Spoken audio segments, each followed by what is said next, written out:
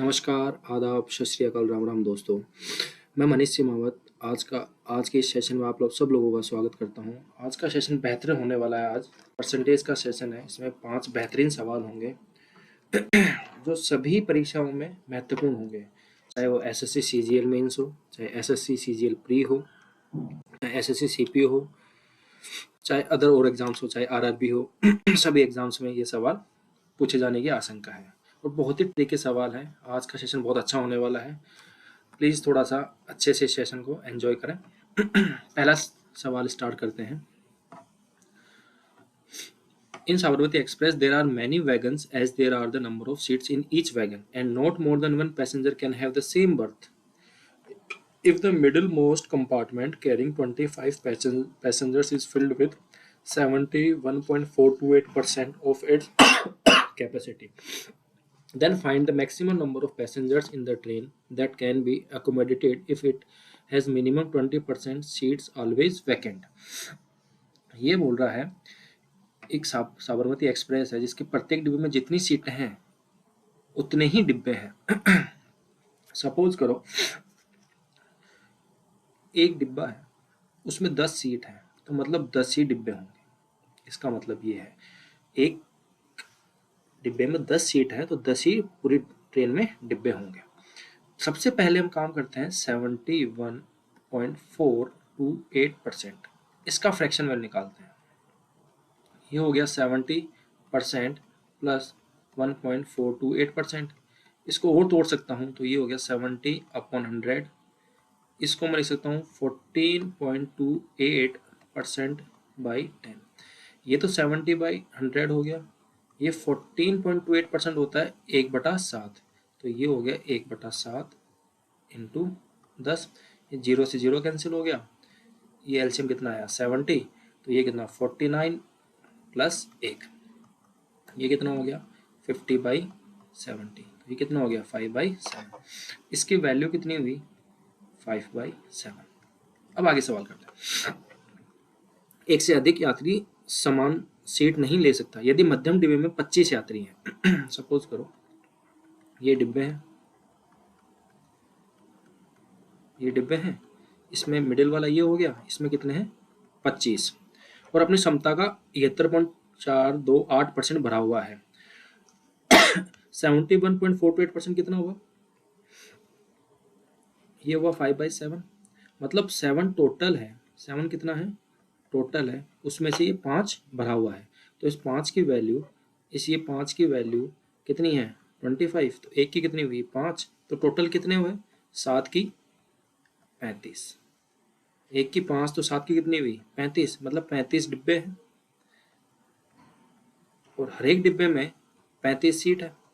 मानते हो 35 सीट है, तो टोटल पैसेंजर कितने होंगे 35 इंटू 35। बट इसने टोटल पैसेंजर नहीं पूछा, उसने पूछा है यदि 20% सीटें खाली है, मतलब भरी हुई कितनी है 80%।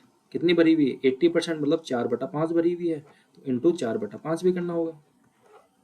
तो ये कितना हो गया 5 से काटा इसको 7, ये कितना होगा 35 इंटू 28।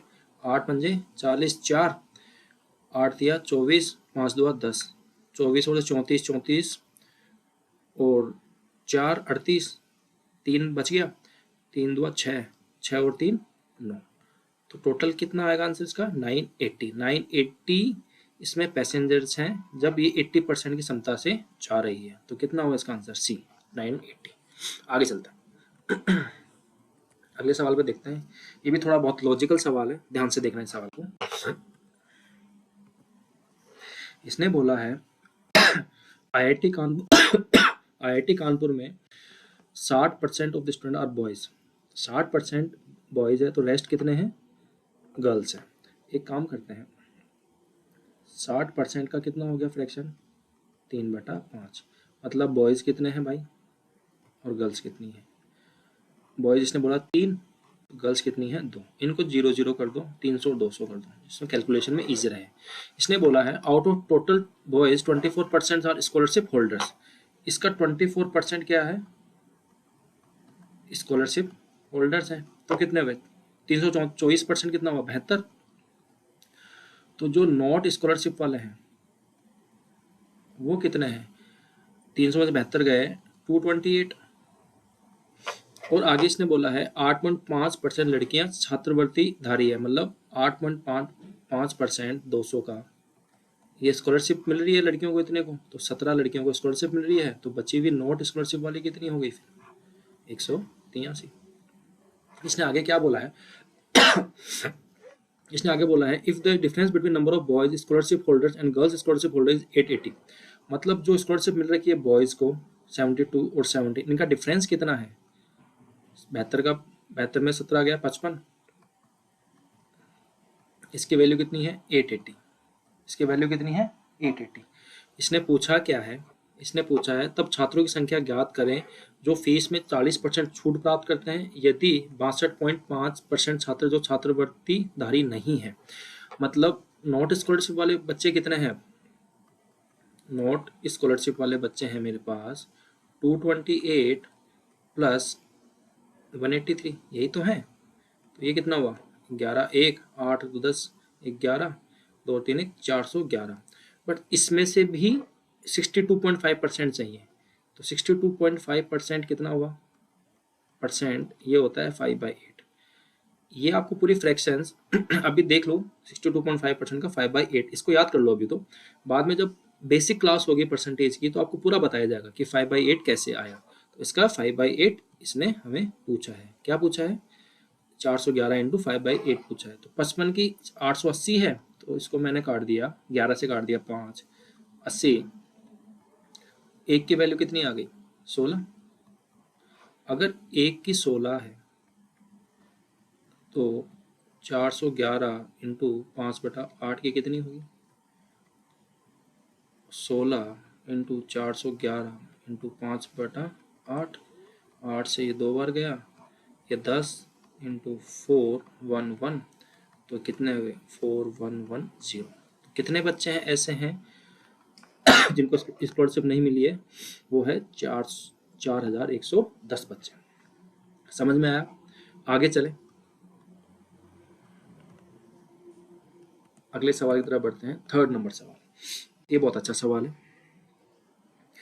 विजय ने जितनी राशि बैंक में जमा की उसका 150% राशि वह स्टॉक में निवेश करता है। यहाँ जगह नहीं है, आगे अगले पेज में देखते हैं। ये बोल रहा है विजय ने जितनी राशि बैंक में जमा की उसका 150% राशि वो स्टॉक में जमा करता है। तो यहाँ मैंने मान लिया बैंक, ये स्टॉक हो गया। तो स्टॉक में कितनी है 150, अगर ये 100 है तो 150% स्टॉक में है। और इसने क्या बोला है आगे, बैंक में जमा की गई राशि से 25% अधिक वह बॉन्ड्स में निवेश करता है। किसमें निवेश करता है बॉन्ड्स में। तो बॉन्ड्स में कितना निवेश करता है बैंक से +25%, तो ये 125 करेगा। इनका रेशो निकाल लो, 5 से काटा 5 25 से काटा 4 बार, 25 से काटा 6 बार, 0 0 लगा दें, कोई दिक्कत नहीं। ठीक है भाई। अब आगे सवाल में क्या पूछा है इसने, एक वर्ष के अंत में 1 साल बाद उसे बैंक में जमा की गई राशि का 12.5%, स्टॉक में निवेश की गई राशि का 6.25%, बॉन्ड्स में निवेशित राशि का 5% वह आय के रूप में मिलता है। ठीक है, तो उसमें कितना मिलता है, बैंक में कितना मिलता है इसको 12.5%, बैंक में कितना मिलता है 12.5% इसको आय मिलती है। तो 12.5% कितना होता है 1/8, तो कितना मिला 50 मिला। बॉन्ड्स में कितना मिला और स्टॉक्स में कितना, स्टॉक्स में उसको कितना मिलता है 6.25%, तो 6.25% तो कितना हो गया 1/16 हो गया।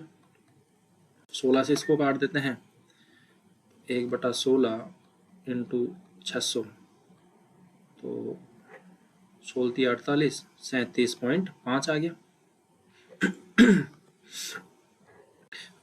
और बॉन्ड्स में निवेशित राशि का 5% वह आय के रूप में प्राप्त करता है। इसमें किसका कितना करता है 5%, 1/20, 1/20 कितना हुआ 500 का 25, ये इसकी क्या हो गई इनकम हो गई। ये क्या हो गई इसकी इनकम हो गई 25 प्लस 50 प्लस 37.5, तो कितनी इनकम हो गई 75 प्लस 37.5, तो कितनी हो गई यहाँ देखो 0.5 12 11 112.5।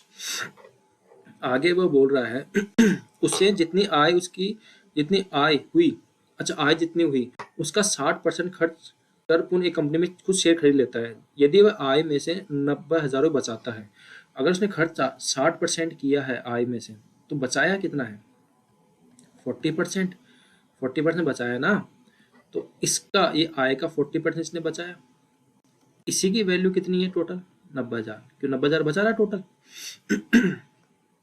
एक की वैल्यू कितनी?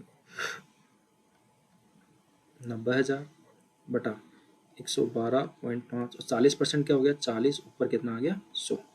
अब इसको पूछा क्या है इसने पूछा है then find what money he invested initially in stocks. Stocks में कितने उसने इनिशियली में किए थे? स्टॉक्स में कितने किए थे उन्होंने? 600 रुपए। एक की इतनी वैल्यू है तो 600 की कितनी होगी? मल्टीप्लाई कर दूंगा, 90,000 इंटू 100 इंटू 600 बटा 112.5 इंटू 40। एक काम करते हैं, ये पॉइंट हटा के यहाँ पर लगाते हैं 10। 5 से काटा 2, 5 से काटा इसको 2 2 5, 25 से काट दें इसको 4 बार, 25 से काट दिया इसको 9 बार, 9 से इसको काट दिया सीधा सीधा 10,000 आ गया। 4 से इसको काट दिया 10, 10 से इसको काट दिया 1,000, तो ये कितना हो गया? 2,000 इंटू 600, तो ये 12 और 5 जीरो आ गया। ठीक है भाई, तो 12 लाख हो गया। तो ये 12 लाख कौन से ऑप्शन में आ रहा है? 12 लाख ए ऑप्शन में आ रहा है। तो आंसर क्या हो गया इसका? ए आंसर हो गया। आगे बढ़े आगे बढ़े, अगला सवाल देखो। एक चरवाहे के पास सन 2000 में एन बकरी थी। कितनी बकरी थी? एन। सन 2001 में बकरियों की संख्या 40% की वृद्धि हो गई। कितनी वृद्धि हो गई? 40% की वृद्धि। 40% कितना होता है? 2/5, मतलब 5 से कितना हो गया? 2। 5 से कितना हो गया? 2। तो 5 से लेके 7 हो गया। फिर ये क्या बोल रहा है? सन 2002 में बकरियों की संख्या घटकर 70% रह गई। 70% रह गई, तो 7/10। तो 10 से कितनी रह गई? 7 रह गई। 10 से कितनी रह गई? 7 रह गई। सन 2003 में बकरियों की संख्या में 30% की वृद्धि होती है। तो 30% की वृद्धि कितनी होगी? 3/10, मतलब 10 से कितना? 3 प्लस 10 से कितना हो गया? 13 हो गया। फिर सन 2004 में वह 10% बकरियों को बेच देता है। 10% को इसने बेच दिया 1/10, तो कितना हुआ? 10 से 9 हो गया। तो ये कितना हो गया? 5,000। ये कितना हो गया? 49 इंटू 13 नंबे 117, 9 से 63 6। ठीक है, 9 से 63 6, और इसको ऐसे करते हैं 117 इंटू 49, 9 से 63 6 आ गया। 9 और 28, ये 9 यहाँ आ गया। 9 28 38 37 37 और 6 43, 43 का 3 4 आ गया। इस 9 को इस 1 से करते हैं 9 और 4 13, 13 और 4 17, 1 आ गया। 4 और 1 5, कितना आ गया? 5 7 3 3। तो कितने का प्रॉफिट हुआ इसको? +733।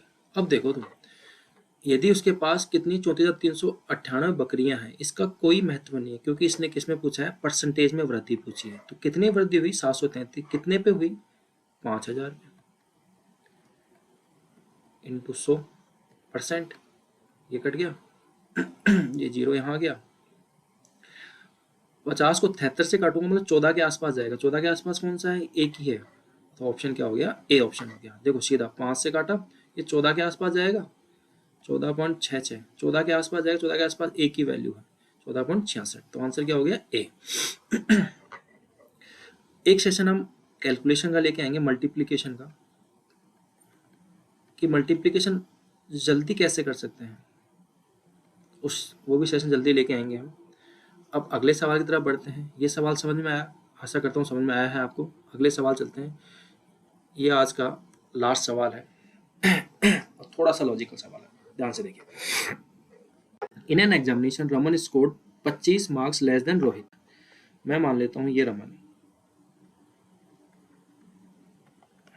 है और ये क्या है मेरे पास रोहित। रमन कितने कम करता है? 25 मार्क्स कम। Rohit scored 45 more marks than Sonia. ये सोनिया है, इससे कितना ज्यादा करता है? 45। Rohan scored 75 marks which is 10 more marks than Sonia.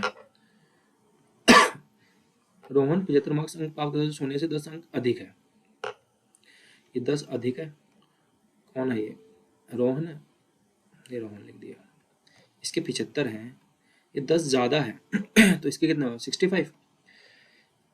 ये सोने के 65 है, रोहित 45 ज्यादा है, तो रोहित कितना होगा?